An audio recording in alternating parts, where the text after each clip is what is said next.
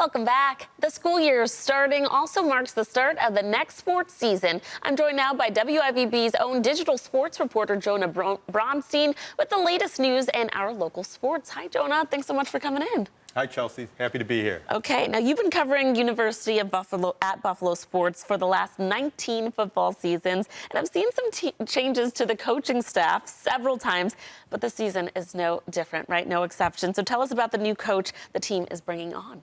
Yeah, Pete Lembo, I would call him a personality hire for a program that needed a cultural refresh, and he comes in, he brings an affable, next-door neighborly vibe to the program, and I think he's endeared himself to the players with that, and as fans get to know him and have gotten to know him through his first summer here in Buffalo, I think he's going to be very popular with that.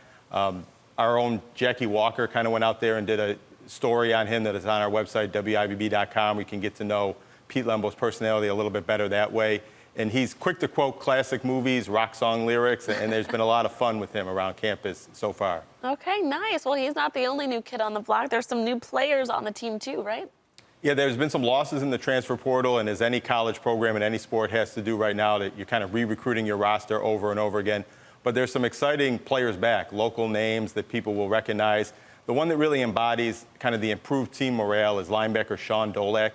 He's a West Seneca native. He led the country in tackles 2 years ago. Oh. Last year, his season ended early because of injury, and then he ended up transferring out, spending the spring semester on the roster at Utah State. But with the coaching change, he got some good reviews from his teammates about Pete Lembo, and Sean Dolak's back here at UB. It's almost like he never left, even though he did go to another school for half of the academic year, and he's back as the linebacker, and you can see that he's excited to be leading that Bulls defense this year. Beautiful. Well, what can we expect from the opening game? Is that tonight? The opening game's tonight, 7 o'clock at UB Stadium. The opener at UB is usually the biggest crowd of the year. It kind of has the best atmosphere and environment. Some of that's weather-related. Some of that's related to there's no NFL football, no Bills game to distract people this weekend. Also, high school football is a week away. So UB has all the attention, all the football excitement is on the college game this weekend. And they play an FCS team, Lafayette, from the lower division football championship subdivision. Normally, a team like Buffalo, being a Division I-A program, is going to win that game comfortably. But UB has lost to an FCS opponent each of the last 2 years. That was kind of an embarrassing setback under Coach Maurice Linguist. And Lafayette's a good FCS team, ranked number 17 in the country at their division. So this should be a competitive game. It's a game UB should win.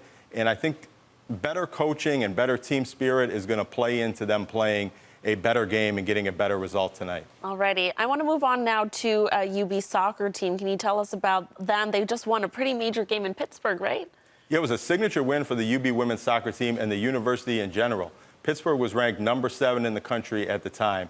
Pittsburgh's a team that UB played in the NCAA tournament 2 years ago, and this is the first time a UB team in any sport has beaten a team ranked in the top 10. Wow. And now this is the second year in a row UB women's soccer has beaten a major conference team. They won last year at Ohio State, and that's the only win a Buffalo team has ever had against Ohio State. Okay, now I just want to touch on someone that's really exciting, Jessica Pegula. You know, we know the Pegulas, they're icons here in Buffalo, but Jessica Pegula is playing in the U.S. Open. So tell us about how she's doing.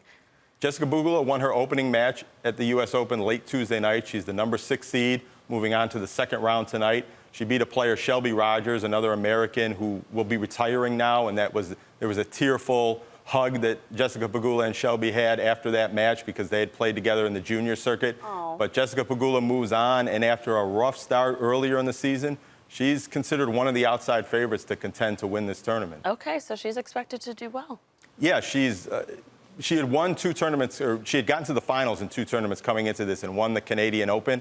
And she's never broken through past the quarterfinals at a Grand Slam event, but she's been to the quarterfinals 6 times in recent years. And with the way she's been playing the last month or so, this seems like a good opportunity for her to move on to the semifinals and maybe the finals at a Grand Slam event. Alrighty, Jonah, thank you so much. We're going to have to keep an eye out for her as she continues on. Viewers, you can find more stories and information by following Jonah on X or visiting WIVB.com/sports. Thanks again for coming in. Thank you, Chelsea.